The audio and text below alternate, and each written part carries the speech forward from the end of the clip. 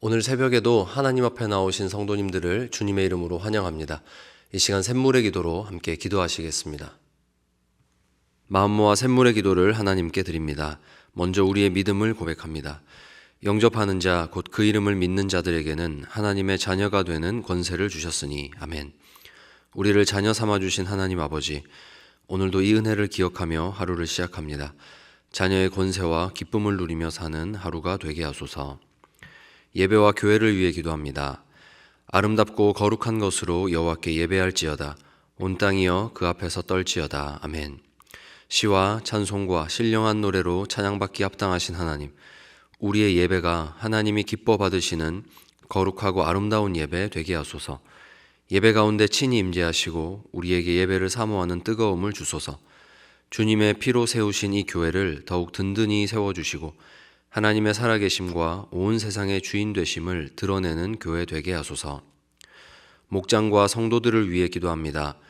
너희는 그리스도의 몸이요 지체의 각 부분이라. 아멘.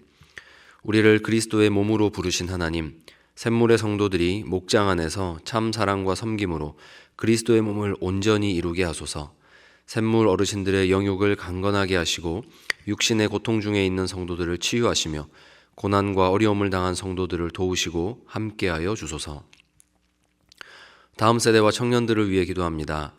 여호와께서 사람의 걸음을 정하시고 그의 길을 기뻐하시나니. 아멘.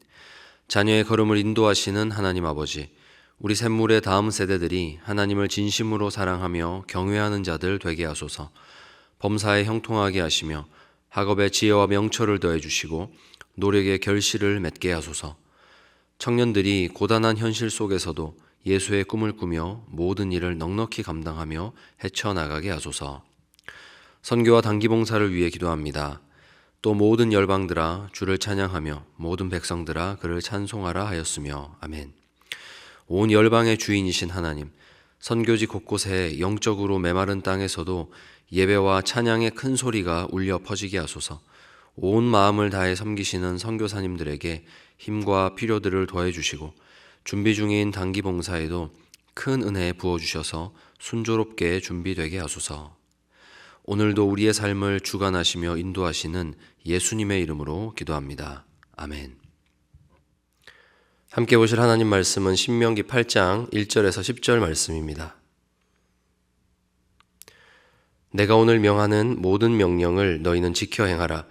그리하면 너희가 살고 번성하고 여호와께서 너희의 조상들에게 맹세하신 땅에 들어가서 그것을 차지하리라.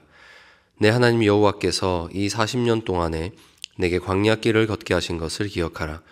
이는 너를 낮추시며 너를 시험하사 내 마음이 어떠한지 그 명령을 지키는지 지키지 않는지 알려 하심이라.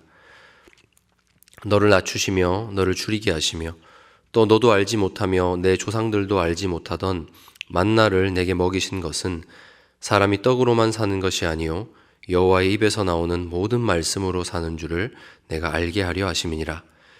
이 40년 동안에 내 의복이 헤어지지 아니하였고 내 발이 부르트지 아니하였느니라. 너는 사람이 그 아들을 징계함 같이 내 하나님 여호와께서 너를 징계하시는 줄 마음에 생각하고 내 하나님 여호와의 명령을 지켜 그의 길을 따라가며 그를 경외할지니라. 내 하나님 여호와께서 너를 아름다운 땅에 이르게 하시나니 그곳은 골짜기든지 산지든지 시내와 분천과 샘이 흐르고 밀과 보리의 소산지요 포도와 무화과와 석류와 감람나무와 꿀의 소산지라. 내가 먹을 것에 모자람이 없고 내게 아무 부족함이 없는 땅이며 그 땅의 돌은 철이요 산에서는 동을 갤 것이라. 내가 먹어서 배부르고 내 하나님 여호와께서 옥토를 내게 주셨으므로 말미암아 그를 찬송하리라. 아멘. 이 시간은 어디를 보아도 라는 제목으로 하나님 말씀의 은혜를 나누고자 합니다. 우리가 잘 아는 사면초가라는 사자성어가 있습니다. 사방에서 들려오는 초나라의 노래라는 의미죠. 한나라 군대가 초나라를 사면으로 둘러싸고 그 초나라의 고향에서 들을 수 있는 슬픈 노래들을 부르기 시작합니다. 그렇게 사기를 저하시켰던 그런 작전에서 유래된 말입니다. 초나라 군대가 이제 사방에서 들려오는 그 구슬픈 소리에 얼마나 막막함을 느꼈을까요? 그런 막막함을 느끼는 것이 사면에서 들려오는 노래였다면 오늘 말씀은 그 반대입니다. 사면 찬가입니다. 어디를 보아도 하나님이 우리를 사랑하신다는 증거가 울려 퍼지고 있습니다. 그래서 오늘 말씀을 통해서 우리의 과거로부터 미래에까지 하나님의 사랑은 어떻게 나타나고 있는가, 이 말씀을 통해서 세 가지로 나누고자 합니다. 첫째는 돌아본 사랑입니다. 하나님은 약속의 땅 입성을 앞두고 지난 40년을 돌아보게 하십니다. 고생으로 가득했던 그 광야길을 한번 돌아보라. 삶이란 참 신기해서 당시에는 모르지만 돌아볼 때 비로소 보이는 것들이 있습니다. 우리가 고난의 한가운데 있을 때는 보이지 않는 것, 그런 것들이 고난 후에, 시간이 지난 후에는 돌아볼 때 보이게 됩니다. 너무 막막해서 고난 중에는 내가 그저 이 고난을 왜 당하는지 이유라도 알았으면 좋겠다 생각하기까지 합니다. 그러나 시간이 많이 지나고 나서 볼 때 그 고난을 통해서 내가 얻은 것은 무엇이며 잃은 것은 무엇인지가 조금은 보이게 됩니다. 하나님은 지난 40년을 이스라엘의 마음을 낮추시려고 일부러 광야길로 인도하셨다, 지금 말씀하고 있습니다. 돌아보아야 보이는 지점입니다. 그것은 시험이었습니다. 그동안의 이스라엘은 자신의 생각과는 다른 길을 걸었다는 의미입니다. 그래서 많이 힘들었습니다. 생명이라고는 찾아볼 수 없는 광야길을, 절망적인 길만을 계속 걸었습니다. 그래서 사실 이스라엘은 여러 번 돌아갈 생각마저 했습니다. 다시 종이 되더라도 내가 애굽으로 돌아가는 것이 낫겠다. 그러나 하나님께서 그 광야길을 계속 걷게 하신 것은 자기 백성들의 마음이 낮아져서 오직 하나님만 의지하고 그 명령에 순종할 때 광야에서도 생명이 있다라는 것을 가르치시기 위함입니다. 이 낮아짐을 결코 이론으로는 배울 수 없기에 하나님은 피부로 그것을 겪게 하십니다. 아무리 심성이 곱고 사려 깊은 사람이라도 그가 평온한 상태에서는 당장 내일 끼니가 보장되지 않는 사람의 절망은 감히 공감할 수가 없듯이, 안타깝게도 사람은 광야에 들어가 보지 않고는 하나님만 의지하는 것이 무엇인지를 배우지 못하는 것 같습니다. 그래서 이스라엘은 광야 40년을 통해서 그것을 배웠고 이제 돌아보았더니 무엇이 보입니까? 바로 하나님의 사랑이 보입니다. 돌아본 사랑, 4절 말씀입니다. 이 40년 동안에 내 의복이 헤어지지 아니하였고 내 발이 부르트지 아니하였느니라. 아멘. 돌아보니 고난뿐이었다고 생각했던 그 40년 안에 하나님의 전적인 보살핌이 있었다는 것을 이스라엘은 알게 됩니다. 광야, 막막하고 힘들었지만 거기에 부족함이 없었습니다. 여러분, 이것은 분명한 사랑의 증거입니다. 하나님께 순종할 때 늘 채우심이 있고 부족함이 없었다. 이것이야말로 사람이 떡으로만 사는 것이 아니라 여호와의 입으로부터 나오는 말씀으로 사는 것인 줄 깨닫게 하는 증거입니다. 사랑하는 여러분, 여러분의 인생길을 돌아보실 때 이 사랑의 증거가 발견되기를 주님의 이름으로 축복합니다. 비록 내가 원하는 것을 다 얻었던 인생은 아니었다 할지라도 여러분의 삶에 단 한 번도 하나님의 돌보심은 부족함이 없다는 것을 깨닫는 여러분 되시기를 바랍니다. 둘째는 다가올 사랑입니다. 이제 이스라엘이 들어갈 땅은 광야와 같지 않을 것입니다. 거기에는 이스라엘이 건축하지 않은 성읍이 있고 그들이 채우지 않은 아름다운 물건들로 가득한 집이 있고 파는 수고를 해보지 않은 우물이 있고 심고 가꾸지 않은 포도원과 감람나무 밭이 있습니다. 이 모든 것을 하나님은 이스라엘이 차지하게 하실 것입니다. 이제는 씨를 뿌리면 곡식이 자라는 것으로 이스라엘이 안정감을 누리는 그런 삶을 살게 될 것입니다. 그러나 광야가 아닌 이 가나안 땅에서도 이스라엘이 살아가는 삶의 원리는 똑같습니다. 그것은 하나님을 의지하는 것, 하나님의 말씀에 순종하는 것입니다. 이스라엘은 하나님을 잊지 않아야 사는 존재입니다. 이스라엘이 아무리 풍성한 소출을 얻고 그 땅의 모든 것을 가진다 하여도 하나님께 순종하고 그분을 의지하지 않으면 그 영혼은 죽은 것과 같습니다. 그러므로 하나님은 그들이 그 가나안 땅에서도 하나님 바라보는 것 잊어버리지 않도록, 그들이 생명 잃어버리지 않도록 그들이 잠드는 순간마다 그들을 일깨우시겠다 약속하고 계십니다. 그래서 이것이 바로 다가올 하나님의 사랑, 바로 징계입니다. 5절에서 6절 말씀입니다. 너는 사람이 그 아들을 징계함 같이 내 하나님 여호와께서 너를 징계하시는 줄 마음에 생각하고 내 하나님 여호와의 명령을 지켜 그의 길을 따라가며 그를 경외할지니라. 아멘. 여러분, 징계는 언제나 사랑 안에서 우리에게 다가옵니다. 생명을 잃어가는 자를 향해서 여호와의 명령을 지켜 그의 길을 따라가며 그를 경외하는 것이 생명이다 라고 일깨울 수 있는 것은 징계밖에 없습니다. 하나님의 복은 가나안에 그들이 들어가는 자체로 끝나는 것이 아니고 이스라엘이란 이름을 가졌다고 해서 그들에게 기계적으로 내리는 복이 결코 아니기에 징계가 필요합니다. 가나안에 이른 백성들이 앞으로 받을 은혜는 여호와 하나님의 명령을 지켜 순종하는 그 능력에 달려있다 해도 과언이 아닙니다. 하나님은 바로 그 일을 위해서 이스라엘을 징계하시겠다 말씀하십니다. 그러므로 징계는 하나님의 백성이 하나님 의지하기를 잊어버리고 그 복을 손에서 놓칠 때마다 다시 그것을 손에 쥐어주시는 하나님의 사랑입니다.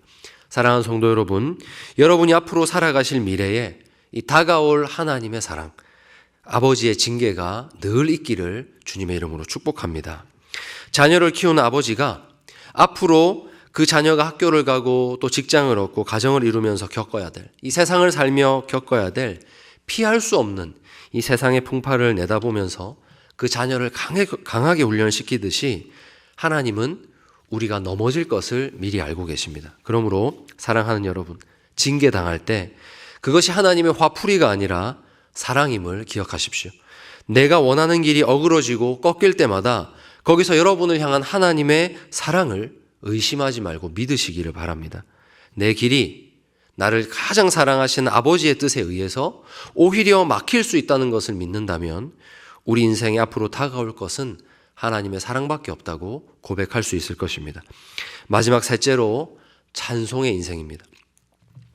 여러분, 사람은 배부르고 등이 따뜻해지면 쉽게 그 은혜를 잊어버리는 존재라고들 말합니다. 그러나 여러분, 이것이 모든 사람의 길은 아닙니다. 봄에는 꽃이 피고 가을엔 열매를 맺듯이 하나님 백성이 광야를 지나서 약속의 땅에서 평안을 경험할 때 자연스럽게 나오는 반응, 그것이 바로 찬송이라고 하나님 말씀하십니다. 10절입니다. 내가 먹어서 배부르고 내 하나님 여호와께서 옥토를 내게 주셨으므로 말미암아 그를 찬송하리라. 너는 찬송하게 될 것이다 라는 하나님의 말씀입니다. 우리가 드라마를 하도 많이 봐서 고생하다가 성공한 사람이 믿어준 연인을 배신하는 그런 스토리에 익숙하다 보니까 이제 이스라엘 백성들도 가나안에 들어가면 그래 하나님을 배신하겠지, 우상 숭배하겠지 생각하지만 사실 가장 자연스러운 반응은 찬송입니다. 사랑하는 여러분, 우리 삶에는 자연스럽게 이렇게 입술을 맴도는 찬송이 있습니까? 우리는 한숨과 탄식이 자연스러운 것 같은 그런 힘든 세상을 살고 있습니다. 그런데 하나님은 그것이 자연스러운 것이 아니고 우리의 입술에는 찬송이 자연스러운 반응이다 말씀하십니다. 그렇다면 오늘 우리 입술에 찬송이 없는 이유는 하나님의 은혜가 부족하기 때문입니까? 아니면 우리의 마음이 높아졌기 때문입니까? 어쩌면 우리는 우리 삶에 필요한 모든 것들을 은혜로 받아 누리고 있으면서도 다른 사람과의 비교 때문에 내 욕심대로 구하는 것이 이루어지지 않기 때문에 탄식하고 있는지도 모르겠습니다. 그러나 지금은 하루를 시작하는 첫 시간입니다. 우리 모두가 감사할 수 있으면 좋겠지만 어쩌면 우리 형제 중에 누군가는 지금 극심한 어려움을 당하고 있는 줄도 모르겠습니다. 그래서 눈을 뜨자마자 마주하게 될 현실이 온통 탄식으로 가득한 그런 힘겨운 삶을 살고 계시는 분도 많을 것입니다. 그러나 여러분, 이 새벽에 어떤 조건에서도 우리로 하여금 하나님을 찬송하게 만들 수 있는 구원의 은혜를 먼저 묵상하시기를 바랍니다. 비록 힘겨운 삶이지만 구원의 은혜만 생각하면 성도의 입술은 고난을 이겨내고 하나님을 찬송하게 될 것이기 때문입니다. 혹시 감사할 일이 많은 성도님들이 계십니까? 그렇다면 더욱 열심히 찬송하시기 바랍니다. 자칫 내 지혜와 내 능력으로 지금의 삶을 이루었다고, 자칫 나의 자랑과 교만으로 채워줄 수 있는 그 입술을 오직 하나님의 은혜로, 찬송으로 채우시기를 바랍니다. 하나님 백성이 자기 위에 부어지는 복을 받을 때 그 마음이 교만치 않도록 지킬 수 있는 힘, 그것은 바로 찬송에서 나오는 것입니다. 이제 말씀을 맺습니다. 오늘 말씀을 보니 우리가 지난날 걸어왔던 광야길이 고생길인 줄만 알았지만 그것이 아니었고, 내 생각대로 펼쳐지지 않은 길이 실패라 여겼지만 그것이 아니었습니다. 과거를 돌아보고 미래를 바라볼 때 여러분, 성도가 어디를 보아도 가득했던 것은 하나님의 사랑뿐이라는 것을 오늘 성경은 증거하고 있습니다. 사랑하는 성도 여러분, 그러므로 우리의 삶은 어디를 보아도 사면찬가임을 기억하시기 바랍니다. 지난 고난도 감사, 내 생각대로 되지 않는 오늘도 감사, 다가올 미래도 징계로 말미암아 감사할 수 있습니다. 내가 절대로 졸다가 넘어지지 않도록 우리 하나님께서 내 영혼을 지키실 것을 믿고 감사하는 여러분 되시기를 바랍니다. 오늘 하루의 첫 시간 가장 먼저 구원의 은혜를 묵상하시면서 여러분을 온통 둘러싸고 있는 하나님의 사랑을 발견하시고, 이로 인해서 이 새벽이 내가 어떤 고난도 이겨내고 하루 종일 하나님을 찬송할 수 있는 힘을 얻고 세상으로 나아가는 그런 복된 시간이 되기를 우리 주님의 이름으로 축원합니다. 이 시간 함께 기도하겠습니다. 하나님, 오늘 저의 입술에 찬송이 회복되기를 원합니다.